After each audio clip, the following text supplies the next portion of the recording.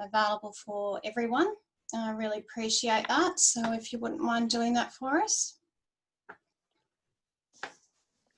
We'll get started in a few minutes. We'll wait a few more just to make sure we've got everyone that's coming online at the beginning. Thanks again for joining us today.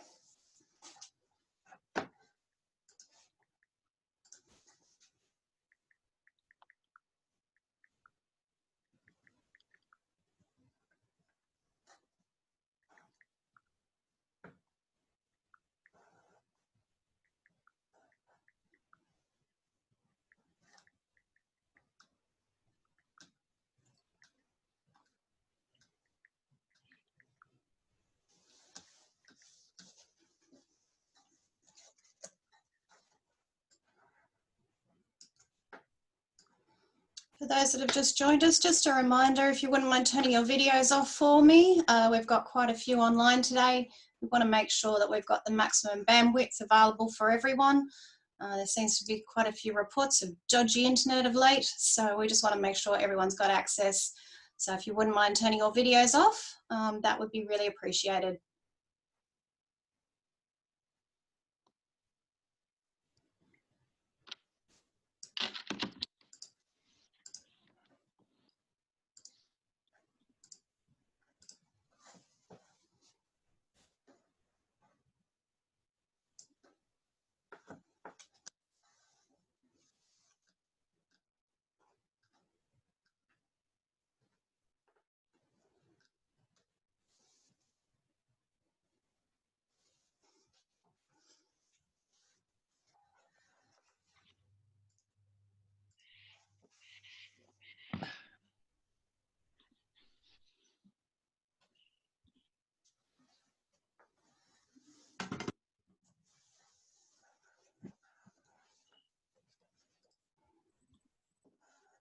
Okay, good morning everyone. Welcome to number 9, our Connect and Share sessions brought to you by Outdoors New South Wales and ACT. Really great to have you with us today, and thanks for amending to my request. If everyone can just make sure they keep their videos off for me to make sure we've got maximum bandwidth. So as I just said, there's been some reports of some dodgy internet connections, so we want to make sure that everyone has access to today's content. A great meeting ahead, so thanks again for joining us. So first we'll just kick off, and I'll just say Warami, which is Darug language for welcome. Welcome to everyone that's joining us today. And we have quite a few online, as I said before. Welcome to our board members and the Office of Sport, who are great partners of Outdoors New South Wales and ACT. Welcome to our guests, Rod and Joe from the Department of Education. Thank you so much for joining us today. Looking forward to a great conversation with yourselves around where to next in this coming out of COVID environment. And another guest which we have online today, Amanda Rose from Western Sydney Advisory. Great to have you online as well, and we look forward to talking with you soon. And welcome to the outdoors community, because it's you guys that we're here for, and Outdoors New South Wales and ACT wouldn't exist if it wasn't for you, and that's why we're here today. So welcome everyone, and just a quick reminder, if everyone can just keep their videos off, just because of so many people online today, that will encourage a good bandwidth and a good connection for everyone. I just thought we'd give a bit of a snapshot on the outdoor sector, because it's something that we don't often talk about, but it's quite important as we come out of this to remember what our sector was like pre-COVID. And these stats really emphasise why we do what we do, and the importance of our sector. So you can see there 53 million times people actually participated in outdoor recreation in 1 year. 2 million days a year was spent by school-aged children participating in outdoor recreation in 1 year. $7.6 billion was spent on outdoor rec. That's quite a substantial number, and it raises our profile as a sector in the economy. 77,000 full-time equivalent jobs are part of our sector, which I think are all great stats, but the one that really hits home to me is the $480 billion that has been saved due to our sector doing what we do. And that's saved in healthcare costs because people are participating in outdoor recreation and preventative health measures. So I just thought it was a really good refresher for us to emphasise why we do what we do, and remind you of that data that came from the Jacobson report in late 2017. The organisation Outdoors New South Wales ACT stands for exactly that last point that I raised on that slide, which is we stand for the health and wellbeing of our communities. And in addition, we encourage skill development of our communities, and we do that by supporting the outdoor recreation sector. Our organisation is made up of many different stakeholders, everyone from the academia side to event managers, right through to outdoor activity providers, camp facilities, etc. So we support all of you in various different ways, and we're there for all the different elements that you need to help you do your job better and encourage growth and development, and more importantly, health and wellbeing in our communities. So you can see what we do there, and trying to match those requirements that you provide us. Week in review, another week, wow. We had the resumption announcement from the ACT on camps, which is a great piece of news and great for the ACT camp providers, Birragai and so forth, and they're back to business as of term 3. So really pleased to hear that after the announcement from the ACT Chief Health Officer Friday a week ago about how we're meeting all the health requirements in our facilities, thanks to all the work that's been done in risk management planning and COVID plans. So great news there. This week also, New South Wales Education Curriculum Review was announced by the Premier.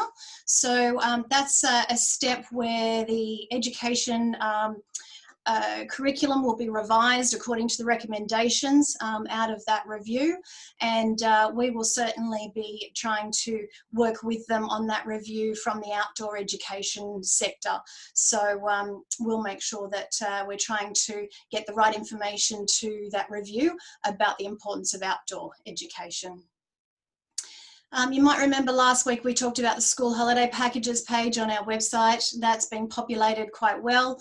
So if you wouldn't mind sending me your details on any programs you're offering over the school holiday period, we will make sure that is put up onto that site, and we'll be promoting that link through some of the networks of families and so forth to make sure the kids are working through the school holidays in the outdoor environment, or relaxing in the outdoor environment.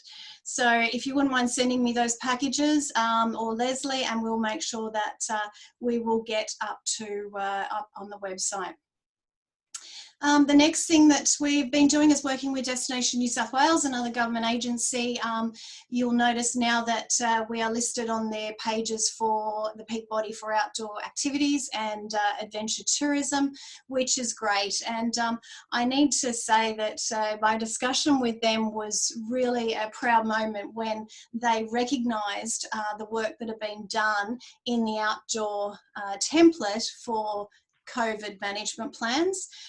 They got hold of that, not via myself. I think it was through an internal network somehow. They got hold of that template, and they've been promoting that quite actively to their tourism organisations that run outdoor activities. So really pleased to hear that, and it means that, again, the outdoor sector is being recognised for the work that's been done in the last few months. The next one there we talked about last week again. We've still got the SEEK portal up as we start resuming, and you're needing employment or employees to join your organisations. Make sure you tell us your SEEK ID number, and that will then go through to a generic link. So any ads that you put on your ID will then be fed through the SEEK portal for outdoor recreation, so that we have one place to go for anything in the outdoor sector. And the referral network, if you haven't already done so, please make sure that you jump onto that. It's on our website under the resources tab. That makes sure that if you cannot cope with a booking, that you can refer it on, or vice versa in the network or the region that you exist. I think I also mentioned this last week, but a reminder, because this is a great opportunity as of next Wednesday, Service New South Wales have come out with another grant opportunity, and that's a $3,000 grant for businesses that are coming out of stop activity and getting back into business. So make sure you're on that website and applying as of next Wednesday. And the last one there is a save the date. This is an opportunity that I hope many take up. We have our AGM for Outdoors New South Wales and ACT on the 18th of August, and we'll be holding that in Canberra. Alongside of that, I'm going to be, Leslie and myself are working on a industry workshop to bring you some content that you're going to need as we go through this next year ahead. And we encourage obviously as many as possible to come along to that. And then we thought we might have a bit of a social networking dinner for anyone that wants to stick around in Canberra that night. So more information will come via the newsletter, and we'll ask for some RSVPs to get an indication of numbers. But yeah, here's the save the date announcement. So put it in your diaries if you can make it. We'd love to see you, and it'll be a great opportunity for you to connect with the board, myself and the sector at large. So hope to see you there. So without further ado, I'm going to get to our keynote speakers today. Our first one, I'm going to introduce Amanda Rose, who I've known for several years, but Amanda runs several businesses, frequents on the drum on ABC, and mentors everyone from middle managers to CEOs on some of the challenges and strategies that they face on a day-to-day basis. Amanda has amazingly come to the table and offered us a fabulous deal for an intensive media-ready workshop for our sector. So I've asked her to come along today to just give us a bit of a flavour of thought around this, because as those that were on our risk management session articulated, this is an area in our risk management plan that we need a bit of focus on in the unforeseeable event that we do have an incident at our facilities, that we know how to deal with the media in the best way possible. So without further ado, Amanda, I can see you there. Welcome. And yeah, I'll hand over to Amanda. Hello. See, another Zoom session. Right. So I'm talking from country, or kind of country today, so I do get around. I see there's a lot of people on here, which is fantastic. And I've known Laurie for a long time, and I think this particular opportunity is just brilliant. It's so rare that actually people consider PR. And I wanted to give a bit of a rundown about how I work, because it's not your standard PR talk. For example, you know, it's not do this media release, say it like this, and so forth. What my workshop is about, I design them specifically for the group that I'm talking with. So it's not a cookie cutter approach. And in saying that, which means that if I have enough interest, I'd like to have a minimum of 10 and a maximum of 10. Actually, I can have a bit less than 10 if I need to, but I don't like too many because I like it to be interactive. But I ask beforehand what you want out of it, right? I'll explain a little bit about what you will get out of it in general, but if there's any particular issue or fear that you feel that you need covered, then I'll make sure that gets covered. So it's very interactive as well, that throughout the workshop you can ask questions. It would be with me and an actual PR professional that does my PR that I trust to do the more structural side of things, to cover off, and even connections that you might need to know. What I cover off is the fact that PR isn't when something goes wrong or goes right. PR is how you run your business. It is making sure that you are covering off all the bases prior, that you're ticking all the boxes, essentially your brand. So we go through about your brand and your values and so forth, that people know that, and that your company and the people that work for you understand that as well. Because when a situation arises, and they do, even COVID is a perfect example of who made it into the media, the people that were quick to adapt and responded quickly, they got media exposure in a positive way. Even though bad things might have happened, they leveraged off that. So I like to talk about PR in the sense of how you can leverage what you're currently doing, but also give you examples of when it's gone bad. Because let's face it, people only ever remember when shit hits the fan and you're all over the media. And look, and I can tell you, I've worked with people where they've done nothing wrong, yet people have tried to, throw them under the bus. And that's also a scenario that you might be under, or people just instantly assume you've done something wrong. So these are the type of scenarios that you want to be prepared for. So, I give tips on what to say, how to approach it. Often the very strict risk PR professionals say nothing, go to the side, go to your lawyer. And I was using, when speaking to Laurie Dreamworld as an example of how it was all over the media when something bad happened, but the initial reaction was, how can we cover our bases? But the only reason why this blew up in the media is because how they did business prior to that with maintenance reports and so forth and ignoring issues made it worse, because accidents do happen. But even then, even if mistakes happened beforehand, how they handled it was actually really bad from the PR perspective. As you probably heard, a lot of PR companies, a lot of business saying this is not how you handle it, because the reality is you got to treat others how you like to be treated, and you're dealing with people, you're dealing with real lives, and they need a leader. So for me, PR training is about how to perfect your leadership skills in a time of positivity and getting that out there, but also in a time of crisis. What do people look for in a leader when things are going bad? That's your job. If this is your business, and whether it's just you, or it's and you're a sole trader, or you're leading, which is even more pressure, and you're leading teams of hundreds, then you need to step up. And I give strategies on, okay, if A happened, this is how you respond. If B happened, this is how you respond. And if there's particular scenarios that you're facing, this is how you respond to that. And it's not you just know how to do it.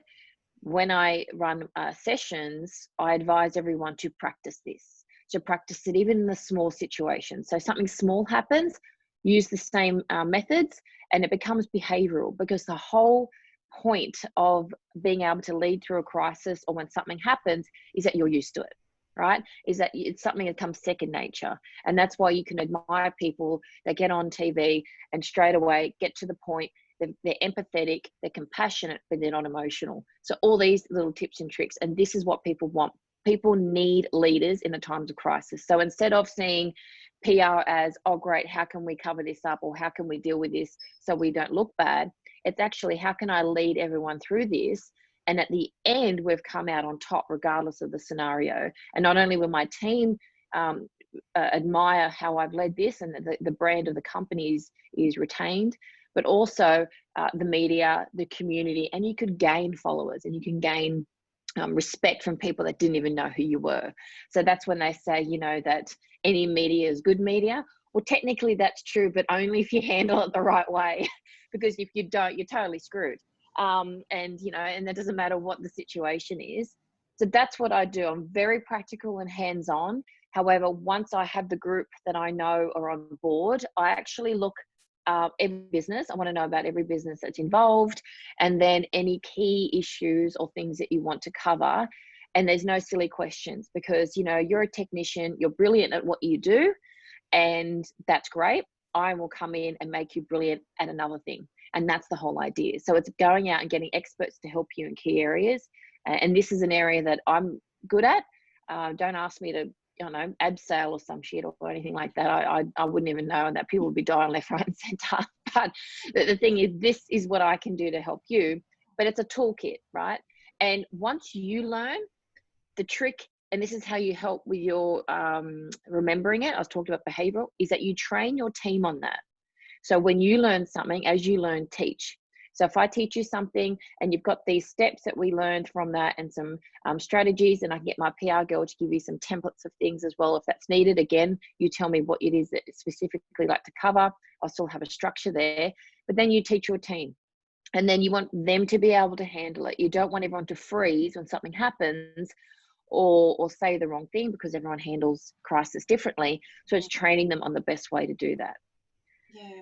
So there you go. There's a bam on it. I do have, for those that are members, it's a discounted rate for members. So it's $350 for non-members plus GST, and $300 for members. And this is a rate special because I know Laurie, and she's amazing, and anything she does, I know it's with heart. And that's what I love doing. And I love helping SMEs, so small to medium businesses. If you're a big business in there, don't worry, I like you too. But essentially, I have a passion for helping people that struggle, because especially in COVID and bushfires, and this is my expertise, just people that aren't doing well. It's helping them survive, but also find avenues to continue and to succeed. And that's what I love doing. So let me know or let Laurie know if you're interested, and I'd love to put one on with you all. Awesome. Thank you so much, Amanda. Really great to have you as well here today. Can I ask everyone, if there's any questions, please feel free to shoot. We've got some time for some questions before we launch into our next session. But if anyone's interested in attending this session, I've done it. It's amazing. And I strongly recommend it, not only because I know Amanda and she complimented me, but if it's something that you're interested in, please put it into the chat, because then I'll individually contact you about the offer and when and where we're going to be hosting it. So please jump into the chat, whoever's interested. I'll save the chat, and that way we'll contact you after this.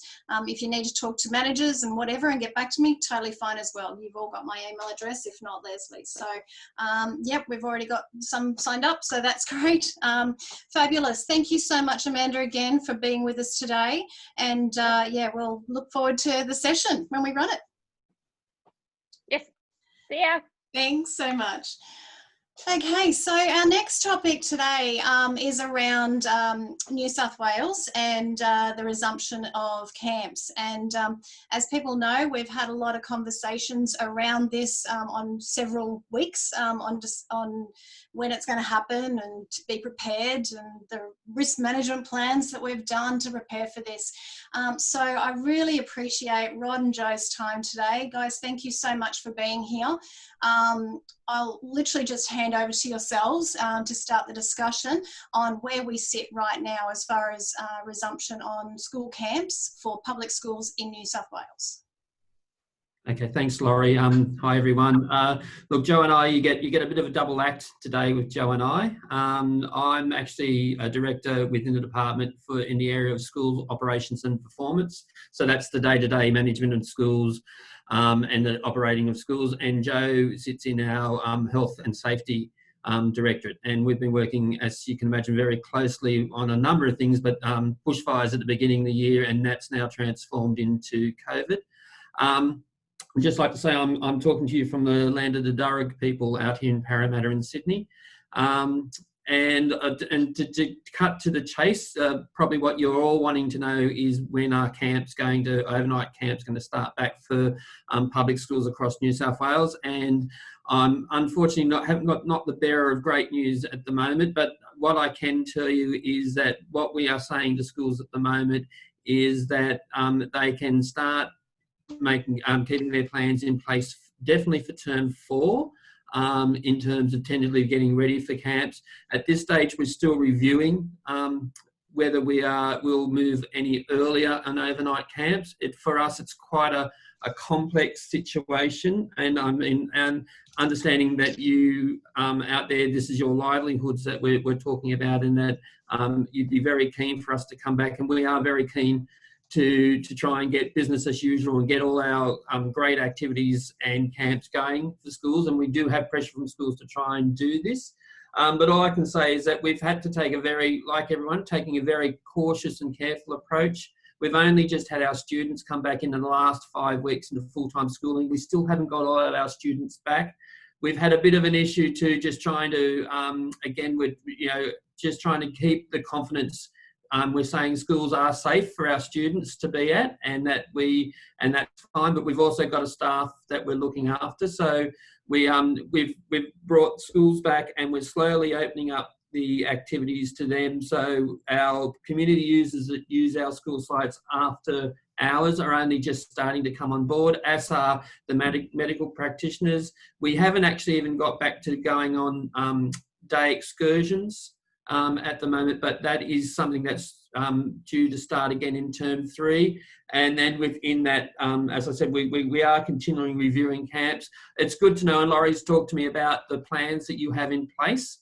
And I think what would be helpful for us, and I know that some of them have been coming through into our team, but if in terms of the plans that what we're looking to see and what we've got at the moment with some of our own, we've got 3 boarding facilities, for example, that are only just sort of starting to take the students back. It's about that, how do you really keep that separation of students and limitation of groups of students together over periods of time. So in schools at the moment, we're doing things like staggering our play times, trying to keep classes together and not mixing classes up.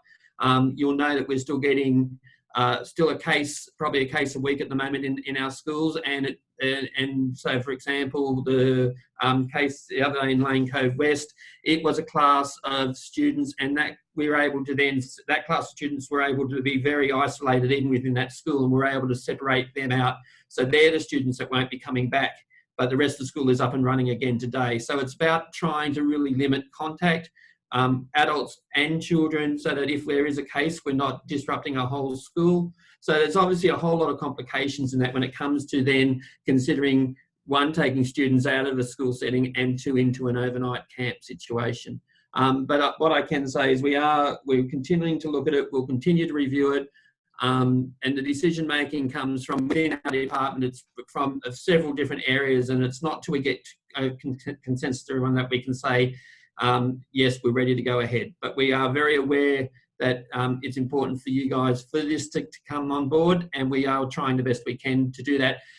What would be helpful, I think, for us is, as for everybody, is if Victoria settles down very quickly, because that's caused a little bit of angst for us with what's happening in Victoria at the moment. And if over the next 2 to 3 weeks, especially over the school holidays, if the cases in New South Wales continue to be low, and we don't get, and especially just a couple we've had in schools, that they settle down very quickly, then it's more likely that we'll be able to come back sooner and later. The unfortunate thing, though, is that we can't definitely say when. It is just a week-by-week decision on this and a lot of things that we're doing across the state at the moment. I hope that covers. Jo, is there anything else that you think we can add? No, thank you, Rod. I think you've covered all the points. I mean, we have a risk management based approach, as you would all appreciate and understand. So we're working through that process, and things continuing as they are will mean that camps will open up towards the end of the year. So we're being very confident about that approach. So, Rod and Jo, can I ask, are you looking for a certain trigger to allow the camps to proceed? Is there something that you need as a benchmark to say we can now resume?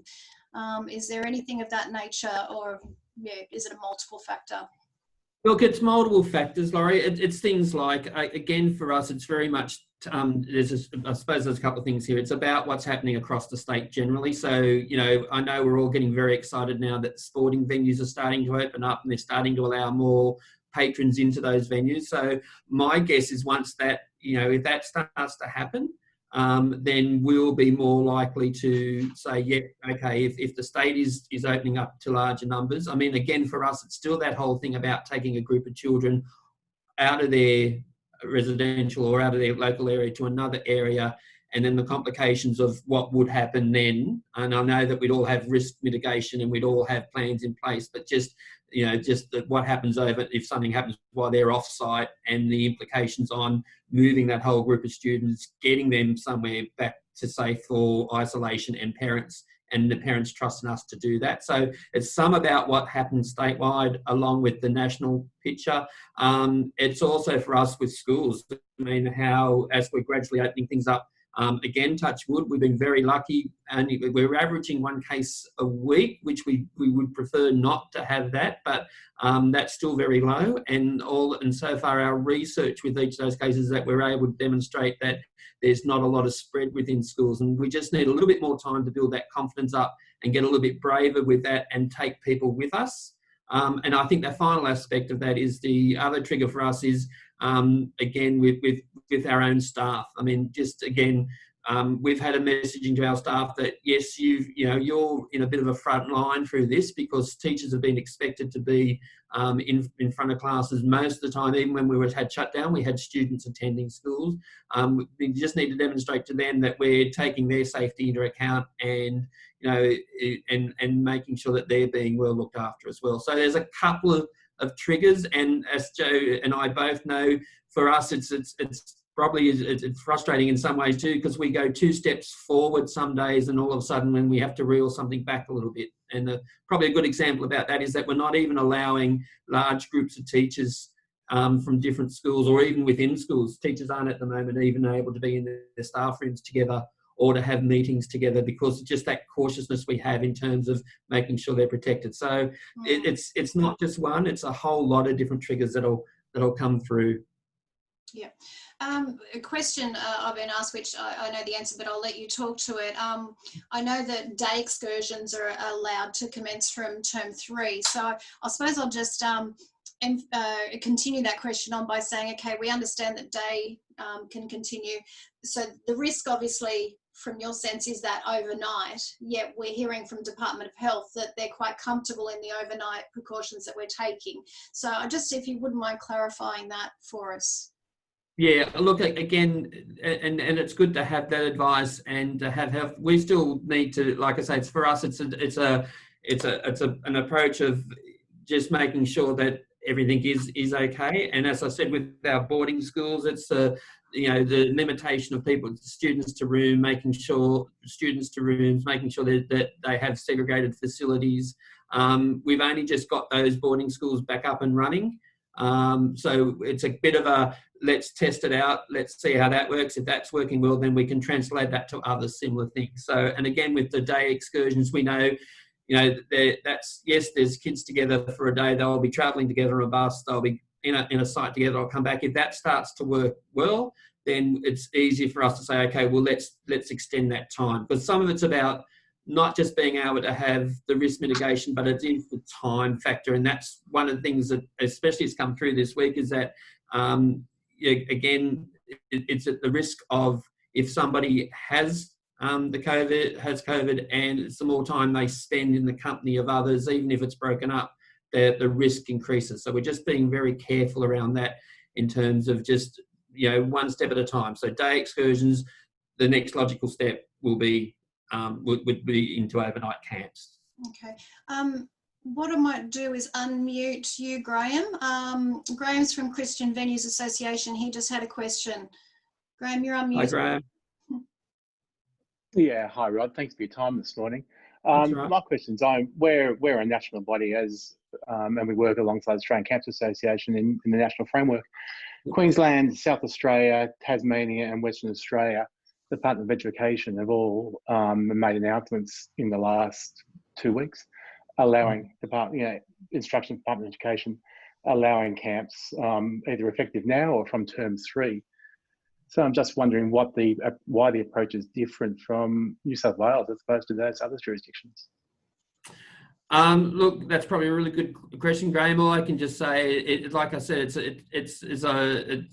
for us, it's a whole decision-making process, and involves a whole lot of different groups with us. So it's my area, school ops, working with health and safety, but also working through with our secretary at the moment, and through to the minister's office. Just again, making those decisions. As you know, right across the country, each state the timing has been a little bit different in each state. And so at the moment, as I say, our stance is definitely being able to prepare for term 4. We're reviewing as we move into term 3. There's nothing to say we may not change that. It's just at the moment we haven't, and we can't say exactly when we will. It's one of the things we keep talking about it.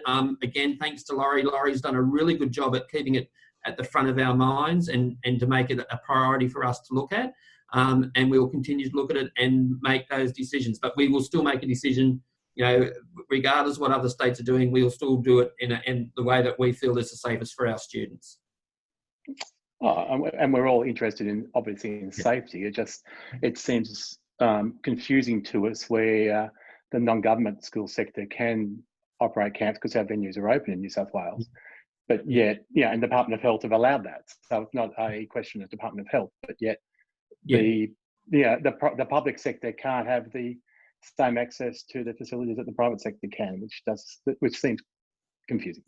Yeah, and I understand that. And as I say, all I can say there is it's just a matter of us trying to get through our decision-making process to get to that point as well. Thanks, Graham. And I think that's a good segue to Ryan's question. Ryan, I'm going to unmute you. Ryan's from Southbound Adventures. Do you want to talk to your question, Ryan?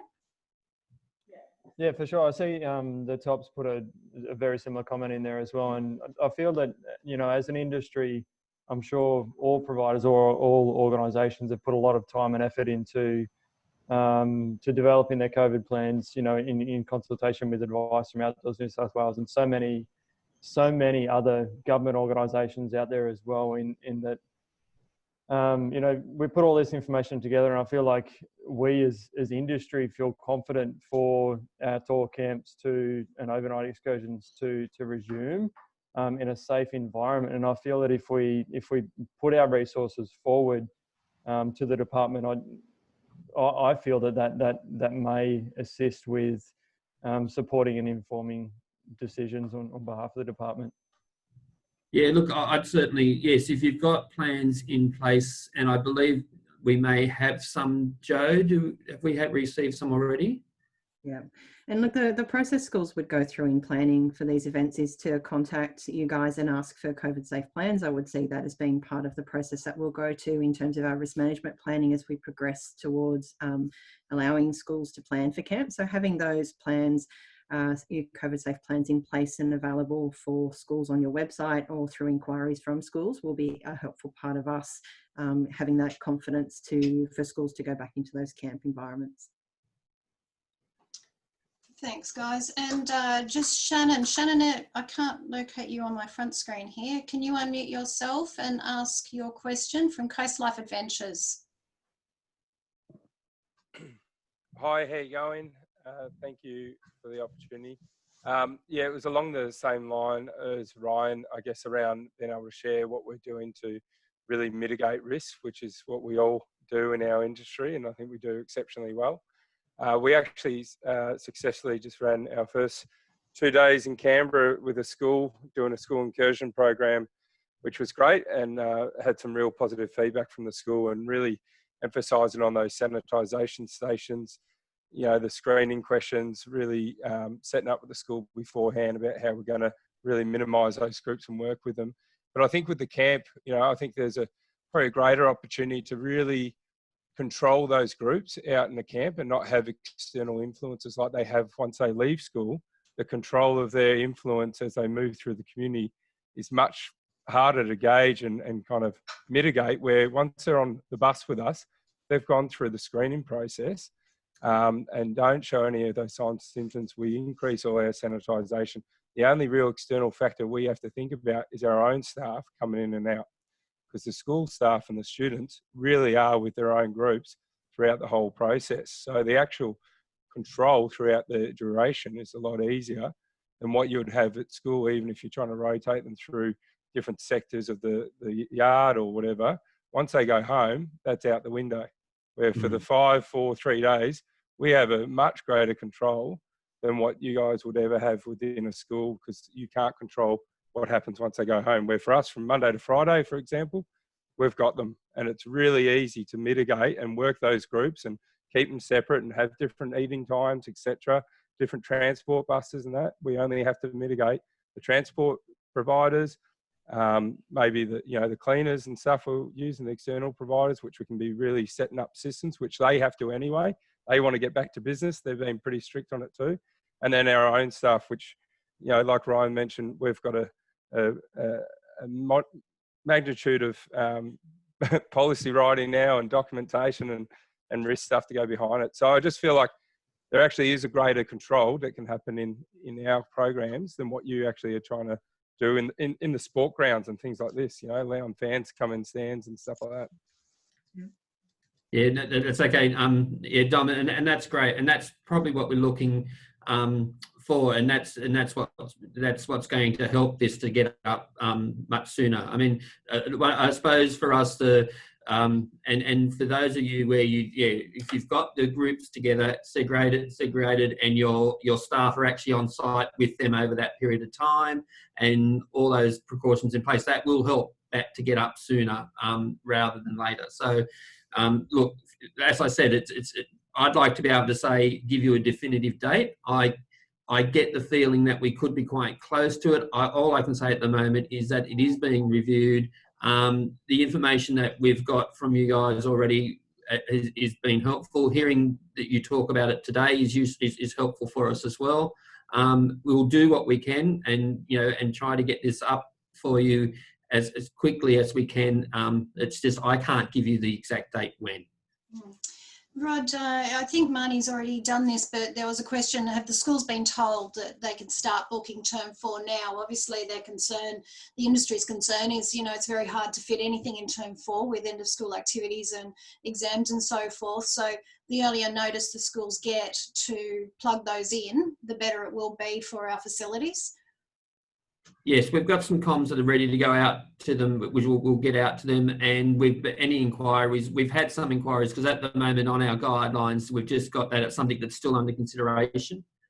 So we've had people and schools coming to us, and even just between us I've even said to some schools, have got things planned in the second half of next term. Look, I wouldn't necessarily cancel them, but I just make sure that if there's any monies involved, that you're not outlaying anything. But I wouldn't necessarily say they're totally off kilter at the moment. But definitely term 4, they can certainly go ahead. So yeah, wonderful.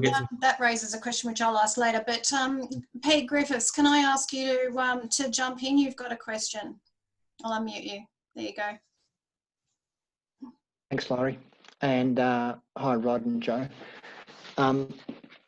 I guess I feel like you're under a lot of pressure at the moment, and I don't want to add to that pressure. I appreciate the situation you're taking.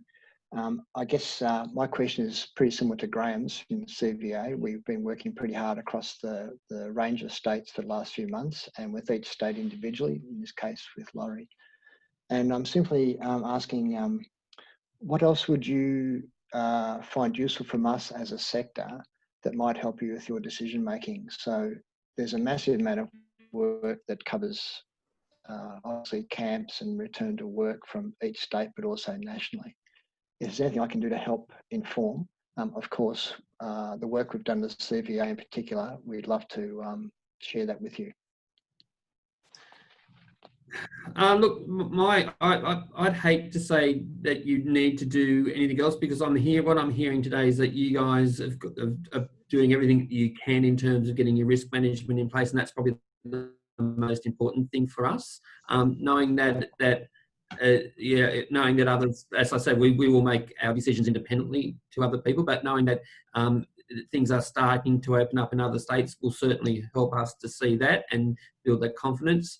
I think, can I just shout out again, Laurie's been a really strong advocate for you guys. And I think probably at the moment, having the advocacy from Laurie, having us talk to you today is the most helpful stuff you can do. And when we go back and when Joe and I are talking with the rest of the teams about this, if there's anything else that they feel that's a bit of a block at the moment, we'll certainly come back through Laurie and ask for it. But I don't think there's anything more you can do at the moment. It's a case of us trying to make that decision. And look, and I'll say it again, very aware it's not a pleasant thing for us a situation for us to be in, knowing that for you, your livelihood will depend on the number of our schools and students that'll take up your activities. So we're very keen not to impact any more on that than we have and than COVID has. So trying to make that decision in a timely manner that is to the benefit of everyone is really important to us.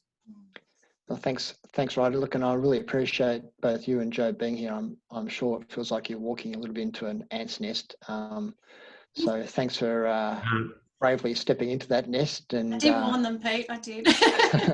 It's all right. You guys haven't stood in front of a crowd of angry principals. It's fine. Yeah, you can have that. That's the bar. Thanks, Pete. And we're lucky enough to have Don Courtney with us, who is not only the chair of the Outdoor Council of Australia, who was very instrumental in providing the templates for the use of our industry. But he's also got a system that they're doing in Queensland right now. Dom, would you mind just mentioning what you're doing up there? I think I've just lost Laurie, but I hope everyone else can hear me. Got a nod? You guys hear me? Yeah, Yep. cool. Look, thank you very much, Rod and Joe, for joining us. As Pete said, I think it is, it's great to have you joining the discussion and to obviously acknowledging the work that Laurie's been doing. Up here in Queensland, and obviously I'm sort of here in two roles as the Executive Officer for Outdoors Queensland, or CORF, but also as the President and Chair of the Outdoor Council of Australia. We've actually got industry-wide plans that the government, that our Chief Health Officer is approving, that are really a framework for how operators will get back into the different industries. We've developed one specifically for outdoor education providers. And in that, what it talks about is exactly the things that I think Rod was talking about before, as far as being able to separate venues into zones, so they're virtually completely separate bubbles, if you want to use the term that sports seem to have adopted, within there, and saying you keep each school, you might be able to have a couple of schools at your centre, but you keep each school in their own bubble, and even the teachers from those schools don't interact. The staff at the centre don't interact. If you have staff in Zone A, they don't ever go in Zone B while both of those groups are there. And there's some pretty good high-level principles that I think I'm more than happy with. Literally, I keep checking my emails to see if this plan has been approved yet. But I'll be more than happy to share that with you if you want to have a look at that, as far as some principles that will actually help guide some of those things. And it's an approach that our government's taken, which I think is good, because it gives the industry what each operator there has to do is develop their operational plan based on the principles and the controls set out in the industry plan. So it gives everyone working off the same framework. So I'll be more than happy to share that with you through Laurie once it's approved. I keep checking my emails because I've got another release session starting at 11 o'clock, and I was hoping I could tell people it was approved, but I'm starting to lose hope there. But yeah, more than happy to do that. And some of those principles in there, it's been very specific, but a lot of it goes back to national, like Safe Work Australia principles, rather than just the Queensland workplace health and safety people up here. But it's the same virus, so I guess it's going to affect people the same way. So really happy to pass that on if that's helpful for the New South Wales operators too. I can see Joe nodding. Yeah, Dom, look, that'd be really useful, especially once it's approved. And Laurie, if you guys have something similar, or whether you can piggyback on that, that would probably be a really strong bit of support for us in terms of making that decision. Great. Because we will also provide schools with internal principles around what they need to look for when they do book venues for their camps. So seeing the plans, I mean, I would refer to that documentation anyway, but our guidance to schools would be based off some of those key principles. So if you've got that collected and approved in a nice fashion, that'd be really helpful for me. And I think to add there, what will happen is once we do start to say, look, schools can start exploring camps again, we're hoping to be able to give them a bit that framework that Joe's talking about, so they can make the decision. So we, as the bureaucrats, sort of step out of it, and it becomes a decision between the school, the school and the camp, to actually be able to be both confident that that's going to go ahead, and we just become an advisory support to them, rather than laying down, yes, you can, no, you can't type of regulations to them. So that would be very useful for us then. Wonderful. That's great, Rod. Thank you. And thanks, Joe. Just a clarification question, which someone just asked around the term 3-day excursions. So the question is, can we do day excursions? And my answer would be absolutely yes, if they can amend their program accordingly. Is that your expectation, Rod and Joe? I'm looking for some guidance from Joe. I want to say yes, Joe, as long as they can, as long as the school is happy that they've been meeting the requirements. Yeah, especially an excursion where they're not interacting with the general community, because I guess if you're thinking about that incremental acceleration of activities, having schools do activities for the moment, for example, where they don't interact with the public is where we're at. So some of the, you know, walks, I saw someone comment about a walk on the chat, is kind of consistent with that line of thinking. So day camps, day activities, particularly where we're not engaging with the general community. Excursions, once we start to approve those in term 3, that'll be the focus of some of those early incremental steps that'll be in place. So yep, that's a good idea. Wonderful. And we're also allowing incursions too. So in terms of, again, limiting numbers of adults coming onto school sites, but certainly activities that can complement school programs, fitness programs. So there's a scope for some of that to happen. That certainly can happen as well. Great. I'm sure that's a bit of a reassurance to ones that are located towards the main centres, which is great. Obviously, our regional guys will find that a little bit difficult, that are more out in the dark depths of New South Wales. But no, good feedback. Thank you. Rocky, can I ask you to ask your question, please? Yeah, sure. Hi, Rod and hi, Joe. Thanks for your time today.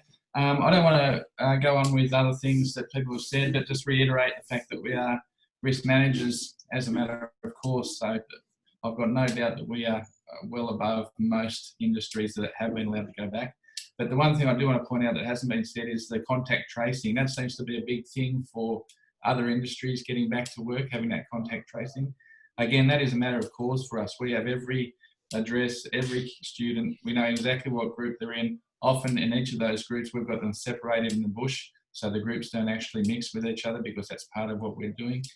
So all that stuff that has been a big part of other industries going back, we've been doing since day one in terms of the way we run our operations before COVID was even around. So hopefully that might be something too that could help in our cause as we move forward. Yeah, that's great, and that's good. Look, again, I suppose, and you probably have all this in place. I suppose one of the other parts of that risk management is, again, what is the procedure for your camp if one of the students or one of the staff gets diagnosed while on a camp? Is probably something else we'd probably be interested to see. And I'm guessing that from what I'm hearing, you guys have probably got that covered as well. Yeah, absolutely. Absolutely. I can guarantee that all of us could send you a very detailed management plan should an outbreak take place. Yeah. Great, thanks so much, Rocky.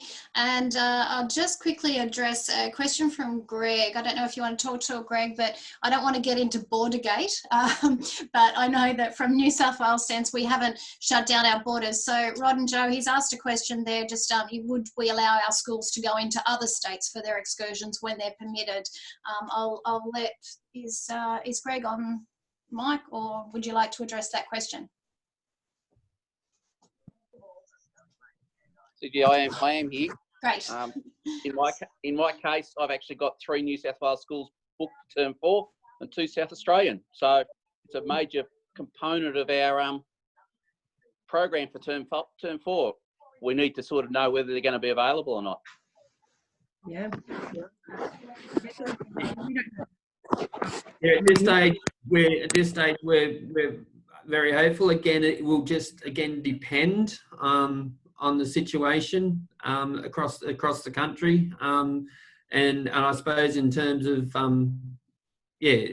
look, at this stage we would like to say yes, they can go ahead, but again we can't be definite depending on what the situation's like. But all going well, yes. At the moment, we're not allowing schools or staff to go interstate, is my understanding, but that is due to change towards the end of next term.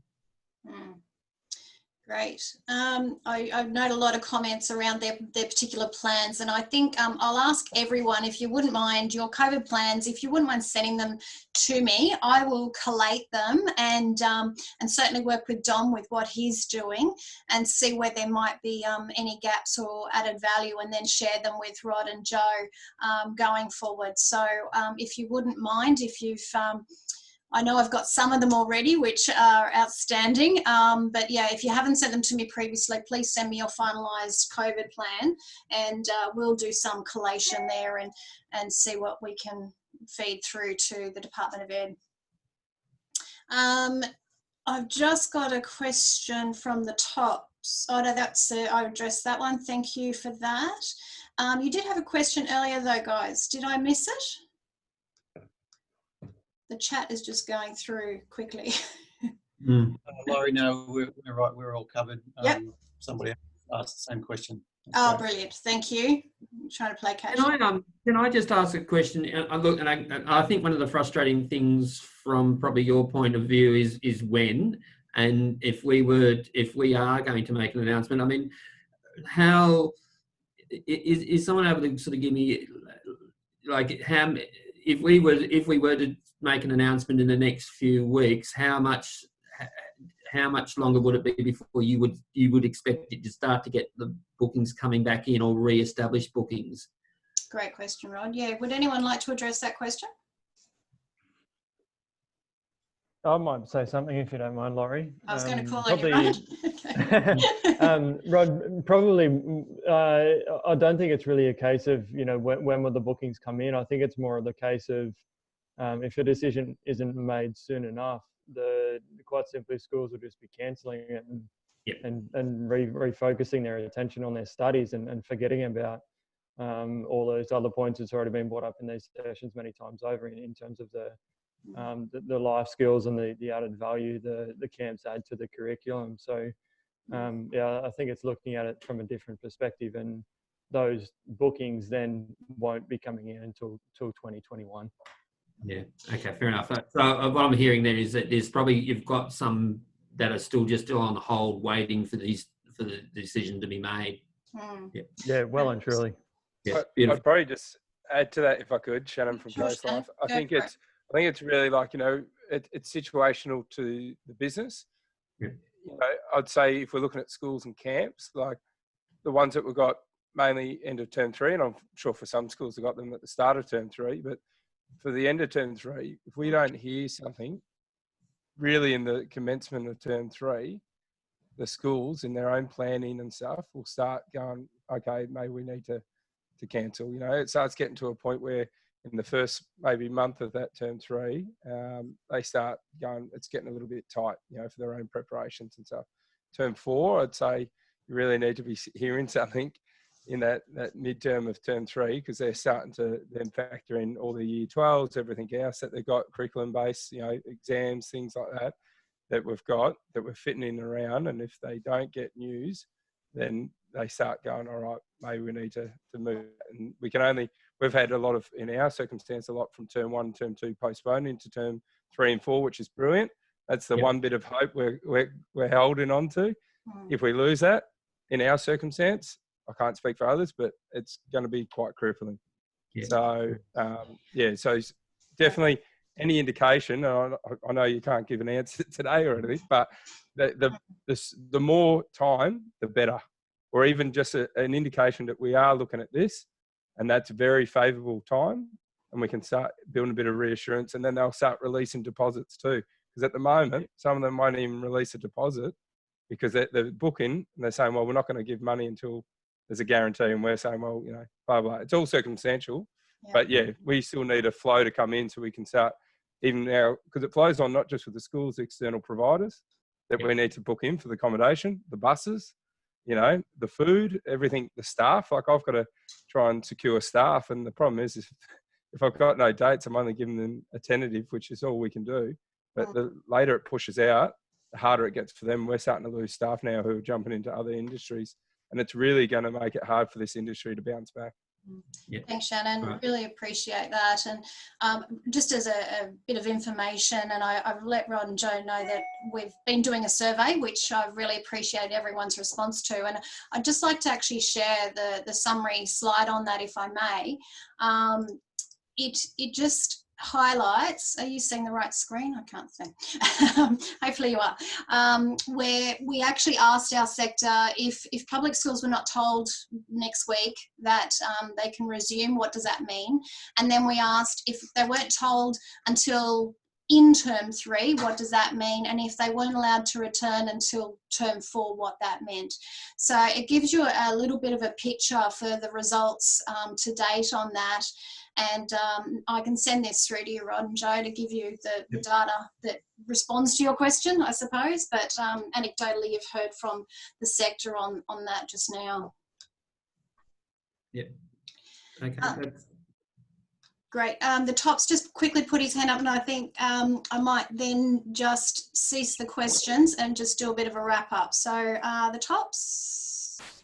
Thanks. Rod, just in relation to that, that sort of your growing confidence around the term 4 re-entry, if you were to give us permission in term 3 to re-engage, as has already been said by Shannon and others, that months of lead time to get schools ready to actually attend with us would mean that we're really dealing with the end of term 3, not necessarily the beginning of term 3, just because of that lead time that we'll need to engage people. So if you're already confident on term 4, I guess as what you've said so far, giving us permission to actually start re-engaging with our clients now will really pull us towards where we'll be seeing camps start back very much at the end of term 3 or the beginning of term 4 anyway. Mm-hmm. Okay. Great, thank you so much. And just in relation to cancellation, Rod and Joe, I know I can't speak for every member of Outdoors New South Wales and ACT, but there's a really good understanding of the need to cancel. And Susie from YouthWorks has even mentioned she's booking people in term 3 and term 4 and then just cancelling as needed. And I think the cancellation policies have been quite somewhat relaxed in the understanding that, you know, we know everyone's in the same boat. So if there's anything we can supply in that nature through to yourselves, obviously we're more than happy to collate some of that content to put your mind at ease on that one as well. Rod and Joe, thank you so much. I think my quick summary is that you hear us, you understand our needs as a sector and the need for outdoor education, the importance of it for the community. Obviously, everything we can send you, we will do, and any questions you have, we are here to answer. The quicker we can get back to resumption of school camps, as we've said, it's a better situation for all of us here. Is that my summary? Is there anything you want to add, Rod and Joe? Look, no. Again, guys, we hear you very loud and clear, and it's great to. I mean, I don't know about Joe, but my confidence in terms of what you've been telling us about your risk management is all very helpful. I think Dom's bit of information, if that's approved up in Queensland, and we look at that, Laurie, then that's also another bit of strong support that we can have. But we certainly hear you. We'll certainly take the message back and try to get a decision to you and some clarity as soon as we possibly can. Wonderful. And as soon as you do, I think everyone will hear me scream it from my rooftop, so the email won't be necessary. You'll just hear it. So thank you so much, guys. Really appreciate you being with us today, and we'll let you go and start reviewing our content. Okay, thanks everybody. Thanks for the time. Cherie, you there? I just wanted to bring you up. You've got something you just want to talk about. Cherie Mullen, where are you? There you are. I can't hear you, Cherie. You're unmuted, but I can't hear you. Would you like me to read out your content here? So Cherie just wanted to let everyone know about the Inside the Outhouse. It's in the chat there. It's the webinar on Monday, the 22nd of June. Pipe in if you get audio, Cherie. And there's some different aspects there which we need you to jump on and be part of, which it'll be a great session. If you haven't been to Inside the Outhouse before, I've heard nothing but compliments from the previous sessions. So yeah, make sure you jump on and register. Is there anything anyone else wants to say? We're just 1 minute over time. We've covered a hell of a lot. Is there anything else anyone wants to know or hear from? Is this going to be recorded, and can we maybe get Shannon, access it to is. it? It's being recorded as we speak, and we'll upload it to the website. So it'll be available through the usual link, which is the event listing / connect and share on the Outdoors New South Wales website. Thank you. No worries. And just a quick one on what's coming up on these Friday forums. We've got a session coming up on resilience, and the Centre for Resilience is coming to present, not for a few weeks, but it's certainly locked in, and we'll let you know what date that appears. And we're also working with Forestry Corp, and they're really keen to talk to you about how to work with them and some of the opportunities that exist there. So a couple of the topics coming up in the future. If there's anything that you guys want to hear about, speak about, please let us know, and we'll make sure we plug it into the Friday forums. But same time, same place, same channel, 10 a.m. every Friday here with your sector. So thanks everyone for attending. I hope it was informative today.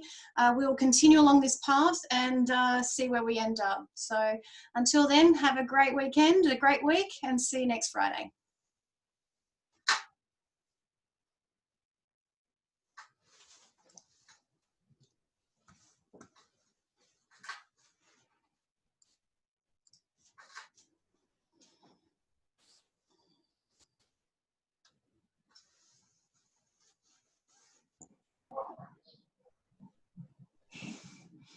I'm exhausted. I don't know about anyone else.